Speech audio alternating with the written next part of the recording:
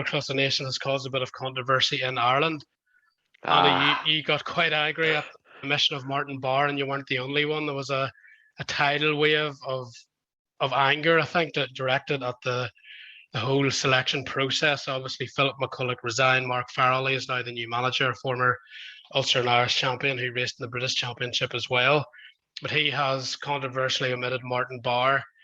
We still aren't really sure why. If it's based on speed, you don't have the best three riders there. For me, you pick three: Jason Mears, Stuart Edmonds, Martin Barr, and the other guy that should have been in contention was Glenn McCormick. Glenn's still reserved despite the lack of Martin Barr in the team. Jack Sheridan is the MX2 rider.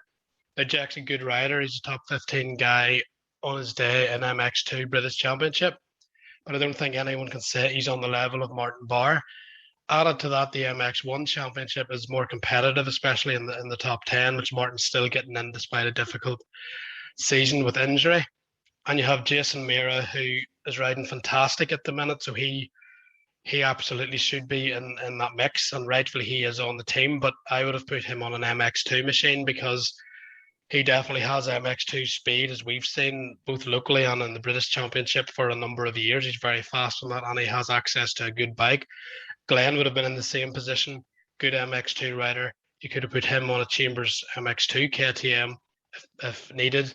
So those two would have been my two picks for the MX2 ahead of Jack. Now, Jack obviously is a good rider, but if you're trying to take out Martin Barr, I just don't think it's very smart. Martin's always raised his game for that. You would have had, if you went with Edmonds, Mira, and Barr, you have the three fastest riders at this time. You can look at the results right now, even the MX Nationals, because the scores last weekend, they were the top three from Ireland, north and south, and it's just absolutely bizarre that Jack Sheridan was the non-negotiable in MX2 whenever you had two other riders who've beaten Jack more often than not during their careers, especially in Ireland as well.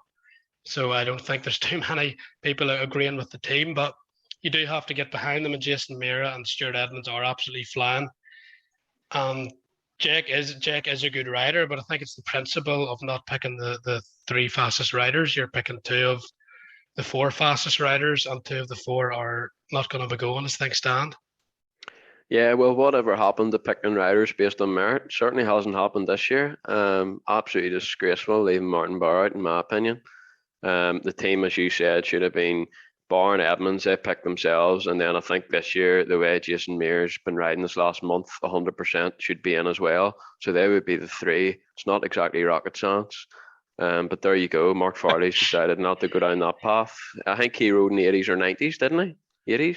90s, yeah. 90s. I still stuck Early in the mid 90s 90s. as far as I still stuck in the 90s as far as I'm concerned. Hopefully he hasn't got that job next year again. I've lost a couple of nights sleep worrying about that. Well, Farrelly and Philip McCulloch used to battle a lot in the early to mid 90s, and it looks like they've been doing a bit of battling again throughout this team manager scenario. Mark Yeah, obviously is the one that wants Sheridan in, and Philip McCulloch, from what we know, was going to go with Jason Mira or potentially Glenn McCormick for that MX2 slot. So their off the track battle has been resumed, and this time Farrelly somehow won it. yeah, quite interesting. In our interview, Mark Farley said that he liked to challenge Philip McCulloch's team, and now he's a team manager. I wonder if anybody will challenge him in his opinion. Hopefully they are, because he's picked the worst team in a long time that I remember. I would say it's the biggest scandal in Irish motocross in my 27 years, 26 years. So there you go. Nightmare.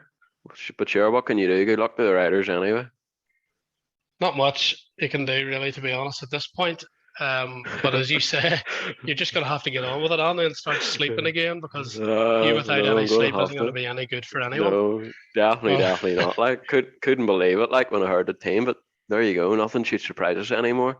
Just don't mix politics with sports. It's not shouldn't be that hard, but there you go.